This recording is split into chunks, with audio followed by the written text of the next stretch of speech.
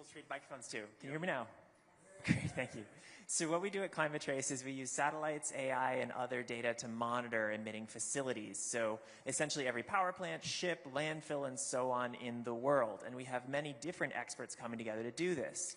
And so the first thing I'd like you to notice about what you can do with the data is we can add it up. So if you look at that number in the top left, you will see that is the largest emissions inventory ever.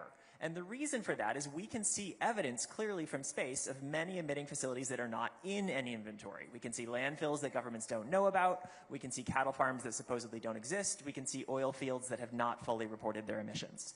But you can do a lot more too. And so the next thing we can do is we can slice and dice the data. So for any country, state, county, large city, or increasingly even many companies, we can look at all of the facilities in that area and we can add up the emissions. And then you can continue to go. So you can actually dive down into any emitting facility. So we have 745 million sources of emissions, and you can get the data. This is split up by economic sector. You can get the CO2 or the methane or the CO2 equivalent. You can see this all together. But let's talk about what happens when you really zoom in. So here we're today to talk about something new that we're doing. And the preview is that we actually have extremely detailed information besides just the emissions about these facilities. So we can tell you estimates of the monthly emissions. In many cases, we know who owns the facilities. We can see the technology type. In addition to the greenhouse gases, we can now see the conventional air pollutants like SO2 and PM2.5. And the reason for this is that the same facilities that are causing climate change are in almost every case the ones that are making us sick on a human level. And so it's those same pollutants that cause both effects. Yeah, one aspect of the climate crisis that is sometimes overlooked is that the same combustion process that puts the global warming pollution into the sky and traps the heat also puts so-called conventional pollutants, 2.5 ppm, some people call them soot, that makes people sick. This is also a severe health threat, by the way. The WHO has identified 7 of these pollutants that are particularly harmful. We have traced 100% of them back to their source. This is what it looks like in Mumbai. You can go to thousands of cities and see where the pollution streams are flowing depending on the meteorological data of that particular day. This is Tokyo. I'll just show you a few examples. As I say, there are thousands of them, and soon we will have them all, and I hope on a daily basis so that perhaps in the future weather forecasters can use it along with their weather radar. This is London. This is New York City. There's the UN headquarters. And here is Belem, and you can see where we are right now. This is Manaus, elsewhere, not too far from here. And worldwide, this conventional pollution from the burning of fossil fuels kills 8.7 million people every year. It's been out of sight, out of mind, but now we can see the plumes, where it's coming from, and where it's going. So Climate Trace tracks all of this pollution all over the world and fuses it together. Here you go. And the mic. So we fused together data from over 300 satellites from 6 countries, the European Union, many commercial providers. By far the largest source of data is Planet. So I'd like to give a shout out here to our representative from Planet today. And just say a particular thank you to Will Marshall from Planet, who has been so generous in providing data more than any other company or in fact country. And so what we can do with that information, we historically have focused on just describing the results, but wanted to give you a sense that in the upper left, you can see this is what a facility looks like when it's not emitting. This is a facility looks like when it's under construction. So our machine learning algorithms have learned to recognize what does a cattle farm actually look like when the cows are indoors. But we can actually now analyze them in much more detail. So we can tell you this facility is actually not emitting. An example of how we know that is in the upper right-hand corner, the manure pond is not yet full. And so you can actually see the difference between a facility in use at different levels.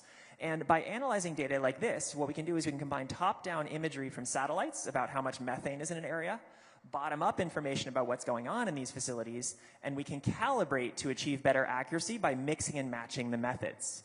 And so it's very important to understand about Climate Trace that we are not one organization with one data set. We're closer to Wikipedia. We are combining every single public source of information in a massive coalition of over 150 NGOs, universities, and other AI researchers working together to combine this. As an example of how it works, in the upper left, we have photos where we had on-site sensors of the exact emissions happening at that facility at that moment. And we have satellite imagery of what they looked like, and you can see with the unaided eye, there's a difference. And so we can train machine learning algorithms to recognize for a certain type of technology, what does a certain amount of emissions look like? And then one reason we were able to do this is we were able to calibrate it through generous donations of data from over 50,000 facilities. We have the detailed on-site sensor readings of exactly what are their emissions, and that's just one more way we can combine all this data to be more accurate. And so there are now 40 peer-reviewed papers that are either analyzing Climate Trace methods, validating them, or applying the data, or increasingly most papers do all three. And so historically, we have been known for measuring emissions, and what we're here to share today is we have a new capability.